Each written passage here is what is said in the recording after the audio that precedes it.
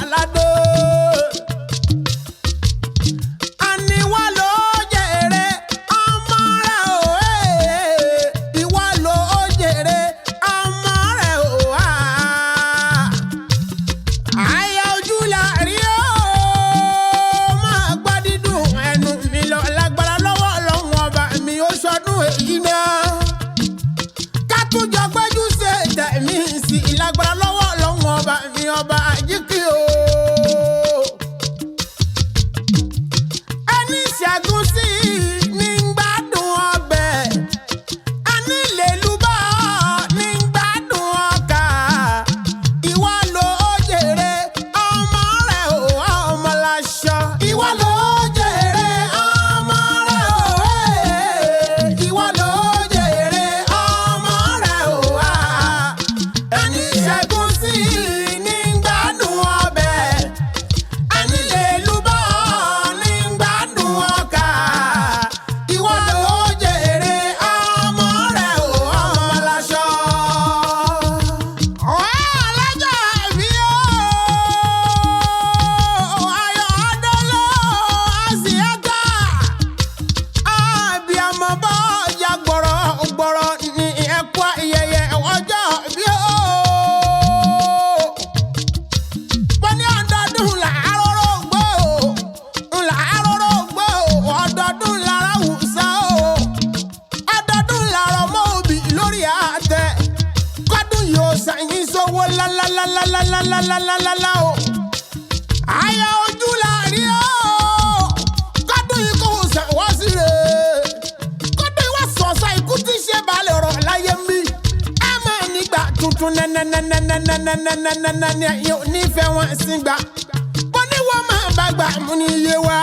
Ẹ̀yin ò ní dá ló pati láíláíláíláíláíláí o.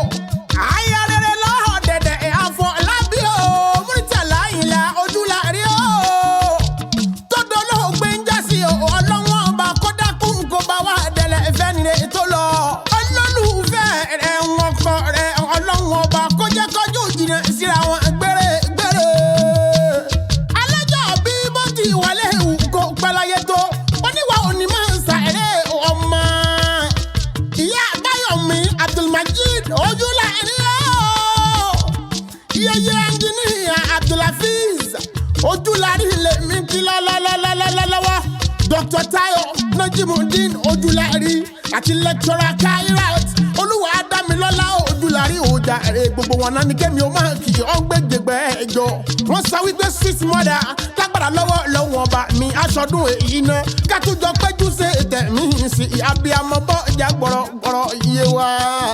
Ọlọ́jọ́ bí ó yá gbéra lẹ̀ òdìdè ọjà máa lọlé àwọn bàbá tó bí ọlọ́mọ.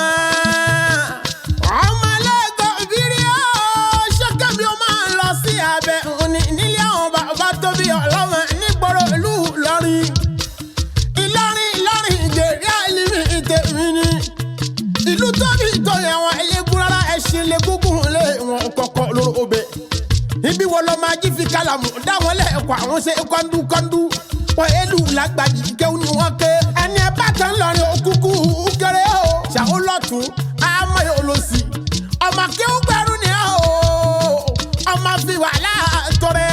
Máa gbọ́ dídùn ẹnu tè ìlọ bẹ́ẹ̀ mi ṣe ń koríkì bàbá tó bí ọlọ́mọ. Ọmọ Gobir o. Ọmọ àlíwá ìdè Gobir tó dolo ògbé jọ́sí o ọlọ́wọ́n ọba. Kódà kó bá wà tẹ̀wọ̀n sáfẹ́fẹ́ rẹ̀ kó bá wà dẹ̀lẹ̀ fún wọn lágbára lọ́wọ́ ọlọ́wọ́n ọba mi ọba Ajoke.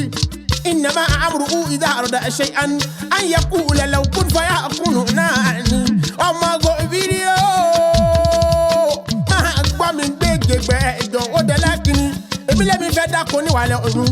Wọ́n ní má dáko níwàlẹ̀ ọ̀yún. Mo bá lọ dáko níwàlẹ̀ ọ̀yún. Ilé sùdòdò kò lè sunmú lóko jẹ. Èmi wá kẹjọ́ ní ìmúlọ̀rọ̀ fàlàáfíà. láàfin ọba fẹjọ́ èmi ṣe bí ni ó tún délé èkejì ìyẹ̀wẹ̀wẹ̀ wọ́n tún ní má dáko níwàlẹ̀ ọ̀hún mo tún lọ́ọ́ dáko níwàlẹ̀ ọ̀hún lè sùn dórí òkò lè sùn tún mú lóko jẹ mo tún kẹjọ́ ní mo lọ rò fáláàfin ọba fẹjọ́ èmi ṣe bí ni ó tún délé kẹta ìwẹ̀wẹ̀ wọ́n ní má dáko níwàlẹ̀ ọ̀hún èmi bá tún lọ́ọ́ dáko níwàlẹ̀ ọ̀hún mo wá dáko mo wá foko gbin òwú èso wa kọjá lórí òkò èso wa lè jò òwú mọ́ èmi tún wá kẹjọ́ ní mo lọ rò fáláàfin ọba fẹjọ́ èmi sàré ni mo wá ní kílódé ó ní sẹ mọ̀ pé ni ó bá fẹ́ wé òwú nù dí ó ní má ṣe pè fún mọ́ ibi aṣọ ní wọ́n lúwa rẹ̀ ẹ mọ̀ pé bí ó ṣe aṣọ bí ó ṣe ewu irúurú dílà bá máa rí bí kókó bí ewo bí kùn bí agbárin ní bá máa bẹ lára ọmọ ẹlòmíì dandan mọ́dẹ́rẹ́ àbídẹ́ sọ ọmọ kẹ̀kẹ́ rí aṣọ àdídùn aṣọ lè dìdí ènìyàn ó yá gèrè àlìmí o.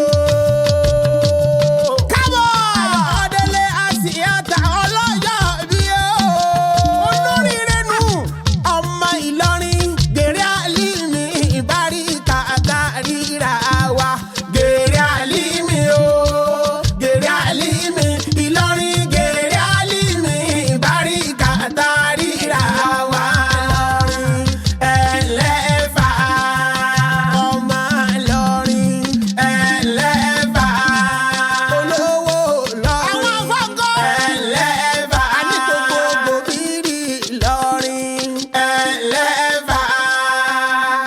èmi la bí ọdún ẹ̀yìn gẹ́gẹ́ ojú Elédùmarè tí ń dún apẹ̀sẹ̀ àgbáyé gbogbo àgbáyé ara kéńgé o.